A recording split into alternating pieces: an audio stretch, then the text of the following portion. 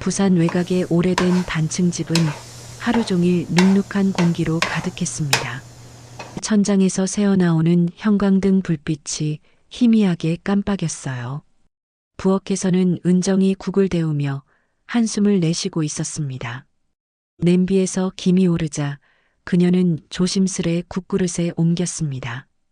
오늘도 시아버지는 식탁에 앉아 TV만 바라보고 있었습니다. 아버님, 식사하세요. 은정의 목소리는 공기처럼 가벼웠습니다. 박노인은 잠시 고개를 돌려 그녀를 쳐다봤지만 아무 말도 하지 않았어요. 그 시선에는 피로와 서운함이 뒤섞여 있었습니다. 민수는 출근 전 늘 같은 말을 반복하곤 했습니다. 당신들 제발 싸우지 말아요. 내가 출장 가 있는 동안만이라도요. 그 말은 부탁이라기보다 체념에 가까웠습니다. 은정은 고개를 끄덕였지만 마음 한쪽이 무거웠습니다. 이 집에서 그녀의 존재는 언제나 조심스러웠습니다. 식탁 위 반찬은 그대로 식어갔습니다. 박노인은 젓가락을 잡지 않은 채 텔레비전 리모컨을 만지작거렸습니다. 요즘 사람들은 참 버릇이 없어. 혼잣말처럼 흘러나온 목소리에 은정의 손이 순간 멈췄어요. 그녀는 아무 대꾸도 하지 않았습니다. 단지 숟가락을 조용히 내려놓았을 뿐이었습니다. 그날 밤 집안은 유난히 조용했습니다.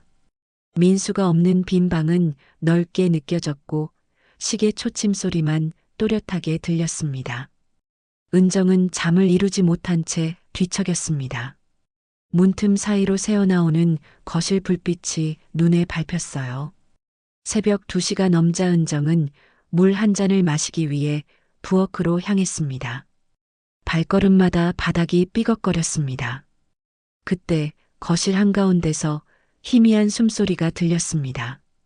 박노인이 TV 앞에 쓰러져 있었습니다. 아버님, 아버님. 은정은 놀라며 달려갔어요. 차가운 손끝이 그녀의 손에 닿았습니다. 숨이 약했고 얼굴은 잿빛이었습니다. 그녀는 떨리는 손으로 전화를 집어들고 119를 눌렀습니다. 구급차 사이렌 소리가 멀리서 다가왔습니다. 이웃들이 문 밖으로 고개를 내밀었지만 아무도 말을 걸지 않았어요. 의료진이 박노인을 들것에 옮겨 싣는 동안 은정은 현관 앞에 멍하니 서 있었습니다. 심근경색 같습니다. 바로 병원으로 갑니다. 구급대원의 말이 귓가에 남았습니다. 은정은 아무 말도 할 수 없었습니다. 그저 눈앞에 불빛이 번져 보일 뿐이었습니다. 차가 출발하자 남겨진 집안에는 정적이 흘렀습니다. 텔레비전은 여전히 켜져 있었고 화면 속에서는 돼지국밥 광고가 반복되고 있었습니다. 은정은 그 소리를 듣는 순간 알 수 없는 불안이 가슴을 파고드는 걸 느꼈습니다. 이른 아침 병원 복도에는 약 냄새와 희미한 소독약 향이 섞여 있었습니다. 박노인은 중환자실에 누워 있었고 모니터에서 규칙적인 삐 소리가 울렸습니다. 은정은 침대 곁에 서 있었지만 시선을 제대로 두지 못했습니다. 하얀 천장만 바라보며 마음속으로 수없이 말을 삼켰어요. 간병인은 따로 구하지 않으셨나요? 간호사의 물음에 은정은 잠시 망설였습니다. 제가 해야 하나요? 라는 말이 입 밖으로 흘러나왔습니다. 간호사는 당황한 얼굴로 가족분이 직접 돌보시면 더 좋죠라고 말했습니다. 그 순간 은정은 고개를 숙였습니다. 손끝이 떨렸습니다.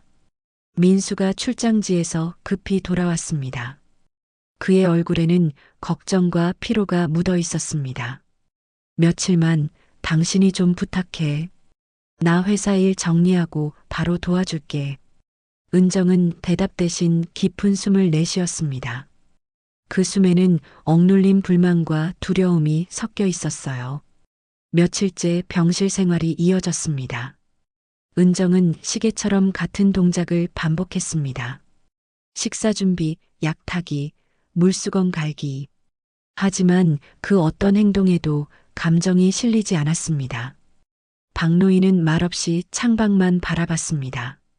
병실의 공기는 무겁고 정체돼 있었습니다. 이 밥은 너무 싱겁다. 박노인의 목소리가 들렸습니다. 은정은 말없이 국그릇을 치웠습니다. 손끝이 차가워졌습니다.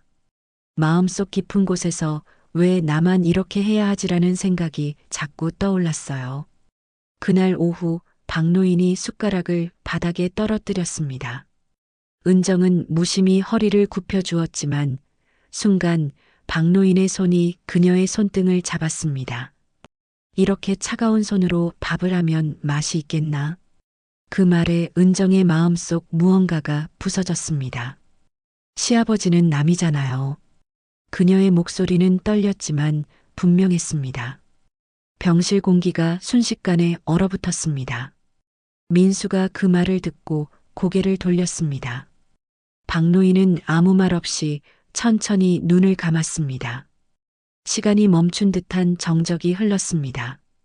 심장 모니터의 소리만 반복적으로 들렸습니다. 은정은 손끝으로 자신의 뺨을 스쳤습니다. 뜨거운 눈물이 떨어졌지만 닦을 힘조차 나지 않았습니다. 그날 밤 병실 창문 밖으로 비가 내렸습니다. 형광등 불빛이 떨어지는 빗방울마다 흔들렸습니다. 은정은 복도 의자에 앉아 있었습니다. 고개를 숙인 그녀의 어깨가 작게 들썩였습니다. 아무도 다가와 말을 건네지 않았습니다. 오직 비와 기계음만이 그녀 곁을 지키고 있었습니다. 며칠이 지나자 은정의 이름이 마을 골목마다 오르내렸습니다. 장 보러 간 슈퍼에서도 세탁소 앞에서도 사람들은 조용히 그녀를 입에 올렸어요. 시아버지 간병도 안 하고 남이라고 했다며. 세상에 그런 며느리가 어딨어. 낮은 목소리들이 바람결에 섞여 퍼졌습니다. 은정은 장바구니를 쥔 손에 힘을 주었지만 아무 말도 하지 못했습니다. 집으로 돌아오는 길은 유난히 멀게 느껴졌습니다. 대문 앞에 서자마자 안에서 들려오는 정적이 그녀를 맞았습니다. 박노인이 없는 집은 허전했고 공기가 차가웠습니다. 민수는 말없이 서류 가방을 내려놓고 소파에 앉았습니다. 당신 오늘은 병원 다녀왔어? 은정은 짧게 고개를 저었습니다. 그 대답 하나로 대화는 끝났습니다. 두 사람 사이에는 보이지 않는 벽이 세워져 있었습니다. 다음 날 아침 병원에서 전화가 왔습니다. 박노인이 새벽에 혼자 병실을 나섰다는 연락이었어요. 민수는 놀라 뛰쳐나갔고 은정도 뒤따라 병원으로 향했습니다. 복도마다 발소리가 메아리 쳤습니다. 간호사는 불안한 얼굴로 환자분이 잠깐 외출하신 것 같습니다라고 했습니다. 은정의 가슴이 쿵 내려앉았습니다. 경찰이 수색을 시작했습니다. 마을 곳곳에 흰 머리의 노인을 봤다는 제보가 이어졌습니다. 버스 정류장 근처에서 그가 발견되었을 때 박노인은 담요에 쌓인 채 의자에 앉아 있었습니다. 집에 가고 싶어서 나왔어. 그의 목소리는 낮고 떨렸습니다. 얼굴은 창백했지만 눈빛은 묘하게 평온했습니다. 의사는 가족에게 심리적 안정이 필요하다고 조심스레 조언했습니다. 하지만 민수는 말이 없었고 은정은 눈을 피했습니다. 병원 복도를 걸으며 그녀는 스스로에게 묻고 있었습니다. 정말 내가 그렇게 잘못한 걸까? 답은 나오지 않았습니다. 다만 마음속에서 뭔가 단단하게 굳어져 가는 것을 느꼈습니다. 그날 밤 은정은 창가에 앉아 있었습니다. 유리창에 비친 자신의 얼굴이 낯설게 보였습니다. 바깥에서는 바람이 불고 전봇대 위 전깃줄이 흔들렸습니다. 그녀는 손끝으로 커튼을 살짝 잡았다 놓았어요. 그 작은 움직임조차 죄처럼 느껴졌습니다. 며칠 뒤 박노인은 병원에서 퇴원했습니다. 의사는 조심스레 무리하지 말고 안정이 필요하다고 말했어요. 민수는 퇴근 후 부축하며 아버지를 방으로 들였습니다. 은정은 조용히 문 옆에 서 있었지만 박노인은 그녀를 보지 않았습니다. 두 사람 사이엔 여전히 아무 말이 없었습니다. 그날 저녁 식탁 위에는 미역국과 잡채가 올려졌습니다. 은정은 무표정하게 숟가락을 놓았고 박노인은 한 입만 먹다 젓가락을 내려놨습니다. 입맛이 없어. 그 말은 짧고 무겁게 떨어졌습니다. 민수는 두 사람을 번갈아 보다가 수저를 내려놓았습니다. 아무도 말을 잇지 못했습니다. 식탁 위에 국물만 식어갔습니다. 밤이 깊자 비가 내리기 시작했습니다. 창문을 두드리는 빗방울 소리가 집안을 채웠습니다. 은정은 잠이 오지 않아 부엌에서 설거지를 하고 있었습니다. 그때 거실 쪽에서 작은 인기척이 들렸어요. 발소리가 느릿하게 문 쪽으로 향했습니다. 아버님? 대답이 없었습니다. 은정이 문을 열었을 때 거실 불빛만 깜빡이고 있었습니다. 신발장이 열려 있었고 박노인의 낡은 운동화 한 켤레가 사라져 있었습니다. 비가 쏟아지는 밖으로 발자국이 이어졌습니다. 은정은 망설이다가 우산을 챙겨 나섰습니다. 빗줄기 사이로 골목을 걸으며 이름을 불렀지만 대답은 들리지 않았습니다. 바닥에는 흙탕물이 고여 있었고 그녀의 신발은 금세 젖었습니다. 머리카락에서 물이 뚝뚝 떨어졌습니다. 경찰과 민수가 도착했을 때 은정은 이미 젖은 채로 골목 끝에 서 있었습니다. 얼굴은 창백했고 손에는 박노인의 지팡이가 들려 있었습니다. 지팡이는 하천 근처에서 발견된 것이었습니다. 그 옆에는 젖은 신문지 한 장이 바람에 붙어 있었어요. 혹시 물에 빠지신 건 아닐까? 민수의 목소리가 떨렸습니다. 은정은 아무 말도 하지 않았습니다. 바람이 불자 신문지 위에 글자가 번졌습니다. 기사 제목에는 가족의 돌봄 사라지는 정이라는 문장이 보였습니다. 비는 점점 거세졌습니다. 경찰이 수색을 이어갔지만 밤이 깊을수록 희망은 옅어졌습니다. 은정은 하천가에서 한참을 서 있었습니다. 차가운 빗물이 얼굴을 때렸지만 그녀는 움직이지 않았습니다. 그녀의 눈앞에는 오직 한 장면만 맴돌았습니다. 박노인이 천천히 문 밖으로 걸어나가던 그 뒷모습. 은정은 그때 아무 말도 하지 않았습니다. 비 내리는 어둠 속에서 그녀의 손끝이 떨렸습니다. 그리고 그 떨림이 처음으로 두려움이라는 감정으로 바뀌고 있었습니다. 며칠이 지나도 박노인의 행방은 알 수 없었습니다. 경찰 수색은 점점 느슨해졌고 마을 사람들도 더 이상 그 이야기를 꺼내지 않았습니다. 하지만 집안은 여전히 무겁고 차가웠습니다. 은정은 밤마다 불 꺼진 거실에 홀로 앉아 있었습니다. 손끝으로 시아버지가 앉던 자리를 더듬을 때마다 공기가 얼어붙는 듯 했어요. 그날 밤도 비가 내렸습니다. 창밖에 가로등 불빛이 젖은 유리를 타고 흘렀습니다. 잠들지 못하던 은정은 거실에서 작은 소리를 들었습니다. 딸깍. TV가 혼자 켜졌습니다. 화면 속에서는 돼지국밥 광고가 흘러나왔습니다. 그것은 박노인이 늘 즐겨보던 방송이었어요. 이상하네. 은정은 리모컨을 찾아 TV를 껐지만 불빛은 다시 켜졌습니다. 화면에는 국밥집 주인이 웃으며 따뜻한 한 그릇 드세요라고 말하고 있었습니다. 그녀는 등골이 서늘해졌습니다. 전원을 뽑았는데도 화면은 여전히 희미하게 빛났습니다. 다음 날 새벽 현관 앞에서 무언가 냄새가 났습니다. 은정은 문을 열자마자 놀라 뒤로 물러섰습니다. 거기엔 김이 모락모락 피어오르는 돼지국밥 한 그릇이 놓여 있었습니다. 흰밥 위에는 김치 한 젓가락이 가지런히 올려져 있었습니다. 박노인이 생전에 늘 그렇게 먹던 방식이었어요. 은정은 천천히 그릇 앞에 앉았습니다.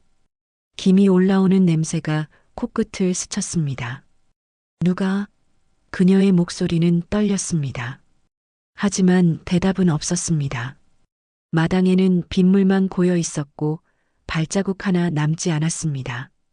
그릇 아래에는 젖은 신문지 한 조각이 깔려 있었습니다. 글자는 거의 번졌지만 가족이라는 단어만은 희미하게 보였어요. 그녀의 눈가가 젖었습니다. 은정은 손끝으로 눈물을 닦았지만 또 다른 눈물이 흘러내렸습니다. 가슴속 깊은 곳에서 묵은 돌덩이가 조금씩 녹아내리는 듯 했습니다. 아버님, 낮은 목소리가 입술 사이로 새어나왔습니다. 그날 저녁 민수는 퇴근 후 현관 앞에 빈 그릇을 발견했습니다. 그릇 속에는 국물 한 방울 남지 않았고 옆에는 젖은 수건이 가지런히 놓여 있었습니다. 그는 아무 말 없이 그 그릇을 식탁 위에 올려두었습니다. 은정은 부엌 문가에 서 있었습니다. 두 사람은 서로 눈을 마주쳤지만 그 어떤 말도 하지 않았습니다. 다만 부엌 창문 밖에서 스르르 흩어지는 김이 마치 누군가의 숨결처럼 고요히 퍼지고 있었습니다. 아침 햇살이 희미하게 병원 복도를 비추고 있었습니다. 은정은 조용히 문을 밀고 들어섰습니다. 병실 안에는 아무도 없었지만 침대 머리맡에는 봉투 하나가 남겨져 있었습니다. 간호사가 다가와 말했습니다. 며칠 전 돌아가시기 전에 남기신 거예요. 며느님께 전해달라고 하셨습니다. 은정의 손이 떨렸습니다. 봉투를 여는 순간 얇은 종이 한 장이 나왔습니다. 익숙한 글씨였습니다. 박노인의 삐뚤빼뚤한 글씨로 이렇게 적혀 있었습니다. 나는 끝까지 내 편이었다. 너도 내 삶을 살아라. 짧은 문장이었지만 그 한 줄이 은정의 가슴을 무너뜨렸습니다. 눈물이 종이에 떨어져 글자가 번졌습니다. 그녀는 자리에 주저앉아 울었습니다. 조용히 손끝으로 편지를 쥐고 그동안의 기억들이 머릿속을 스쳐 지나갔습니다. 처음 시집왔을 때의 서툰 미소, 박노인의 무뚝뚝한 말투, 그리고 마지막 날의 침묵까지 모두가 그제야 따뜻하게 떠올랐습니다. 잠시 뒤 민수가 병실로 들어왔습니다. 그는 아무 말 없이 아내 곁에 서 있었습니다. 은정은 고개를 들어 그를 바라봤습니다. 눈가가 붉었지만 표정은 차분했습니다. 민수는 조용히 손을 내밀었습니다. 은정은 그 손을 잡았습니다. 손끝이 따뜻했습니다. 두 사람은 함께 병원을 나섰습니다. 하늘은 흐렸고 작은 빗방울이 흩날렸습니다. 그들은 말없이 자동차에 올랐습니다. 차 안에는 박노인의 편지 냄새가 아직 남아 있었습니다. 은정은 편지를 품에 꼭 안았습니다. 묘지에 가자. 민수의 짧은 한마디에 은정은 고개를 끄덕였습니다. 차가 천천히 도로를 달렸습니다. 창문을 스치는 빗물 소리가 부드럽게 이어졌습니다. 은정은 조용히 속삭였습니다. 아버님, 죄송합니다. 그리고 감사합니다. 묘지에 도착했을 때 빗줄기가 굵어졌습니다. 두 사람은 우산 하나를 함께 썼습니다. 은정은 무릎을 꿇고 박노인의 묘비 앞에 국밥 한 그릇을 올려놓았습니다. 김이 천천히 피어올랐습니다. 그 김이 바람에 흩어지며 마치 누군가의 미소처럼 사라졌습니다. 민수는 묵묵히 우산을 씌워주었습니다. 이제 그만 괜찮아요. 그의 목소리는 낮고 따뜻했습니다. 은정은 조용히 고개를 끄덕였습니다. 손끝에 전해지는 빗방울이 더 이상 차갑게 느껴지지 않았습니다. 그날 두 사람은 묘 앞에서 한참을 서 있었습니다. 세상은 여전히 조용했지만 마음 한켠에서 작게 무언가가 일렁이고 있었습니다. 그건 용서의 온기였습니다. 며칠 후 바닷바람이 부는 골목 어귀에 작은 간판이 걸렸습니다. 자갈치국밥. 은정이 직접 만든 간판이었습니다. 문을 열자 국물 끓는 냄새가 골목길까지 퍼졌습니다. 따뜻한 김이 가게 안을 감쌌고 국물이 보글보글 끓는 소리가 정겹게 울렸습니다. 아침 햇살이 들자 손님들이 하나둘 들어왔습니다. 대부분은 마을 사람들이었습니다. 예전엔 은정을 멀리하던 사람들이었지만 지금은 조용히 자리에 앉아 있었습니다. 은정은 미소를 지으며 주문을 받았습니다. 국밥 2그릇 드릴게요. 그녀의 목소리는 부드럽고 단단했습니다. 주방 안에서는 민수가 분주히 움직이고 있었습니다. 그는 땀을 닦으며 국물을 떠서 은정에게 건넸습니다. 두 사람의 손끝이 스치자 잠시 눈빛이 마주쳤습니다. 말은 없었지만 서로의 마음이 닿는 듯 했습니다. 국밥이 손님들 앞에 놓이자 따뜻한 수증기가 피어올랐습니다. 국물 냄새에 손님들의 얼굴이 푸러졌습니다. 동네 아주머니 숙자가 숟가락을 들며 말했습니다. 이 맛, 박노인 생전에 좋아하던 그 맛이네. 그 말에 가게 안 공기가 순간 멈춘 듯 했습니다. 은정은 짧게 숨을 고르고 웃었습니다. 뜨거우니까 천천히 드세요. 사람들은 조용히 고개를 끄덕였습니다. 그들의 표정엔 미안함과 안도가 섞여 있었습니다. 그동안의 오해와 말들이 국물 속으로 녹아들 듯 사라지고 있었습니다. 국밥을 한 입 드는 사람마다 얼굴에 온기가 번졌습니다. 은정은 잠시 손을 멈추고 벽 한쪽의 사진을 바라봤습니다. 흑백 사진 속에는 박노인이 환하게 웃고 있었습니다. 그는 여전히 국밥 한 그릇을 들고 있는 듯 했습니다. 은정은 그 사진을 향해 살짝 고개를 숙였습니다. 마음속으로 인사하는 듯 했어요. 가게 안에는 국물 끓는 소리와 사람들의 웃음소리가 뒤섞였습니다. 민수는 주방에서 그 모습을 바라보다 미소 지었습니다. 은정은 손님들의 식탁을 돌며 따뜻한 국밥을 하나씩 내려놓았습니다. 그녀의 손끝은 더 이상 떨리지 않았습니다. 밖에서는 바닷바람이 간판을 흔들었습니다. 자갈치 국밥 4글자가 햇빛에 반짝였습니다. 가게 문을 스치는 바람 사이로 은정은 잠시 눈을 감았습니다. 국밥의 김냄새와 바다의 짠내가 어우러졌습니다. 그 순간 그녀의 마음은 조용히 평화로워지고 있었습니다. 이른 아침 부엌에서는 다시 국물이 끓고 있었습니다. 은정은 익숙한 손놀림으로 육수를 저으며 하루를 시작했습니다. 국물이 끓을 때마다 퍼지는 냄새가 가게를 따뜻하게 감쌌습니다. 햇살이 창문을 통해 들어와 식탁 위에 부드럽게 내려앉았어요. 그녀는 매일 아침 똑같은 의식을 지켰습니다. 첫 번째 그릇의 국밥을 정성껏 담아 시아버지가 늘 앉던 구석 자리 위에 올려놓는 일이었죠. 그 자리는 언제나 비어 있었지만 김이 피어오를 때마다 이상하게도 마음이 편안해졌습니다. 은정은 그 그릇을 바라보며 조용히 인사했습니다. 오늘도 따뜻하게 드세요, 아버님. 민수가 문을 열고 들어왔습니다. 그는 은정의 옆에 다가와 말없이 의자를 하나 더 놓았습니다. 그 의자는 그녀의 맞은편이었습니다. 은정은 살짝 웃으며 국자를 내려놓았습니다. 오늘은 일찍 나왔네요. 민수는 고개를 끄덕였습니다. 당신 혼자 두기 싫어서요. 짧은 대화였지만 그 안에는 긴 시간 동안 닫혀있던 온기가 녹아 있었습니다. 가게 문이 열리고 손님들이 들어왔습니다. 익숙한 얼굴들이었습니다. 그들은 자연스럽게 자리를 잡고 따뜻한 국밥을 주문했습니다. 은정은 조용히 그릇을 내놓았습니다. 사람들의 웃음소리가 가게 안을 가득 채웠습니다. 라디오에서는 잔잔한 목소리가 흘러나왔습니다. 오늘의 사연입니다. 가족은 함께 살아가는 것이 아니라 서로를 이해하려 노력하는 존재라고 합니다. 그 목소리를 들으며 은정은 잠시 손을 멈췄습니다. 마음속 어딘가에서 부드럽게 무언가가 풀려나오는 느낌이었어요.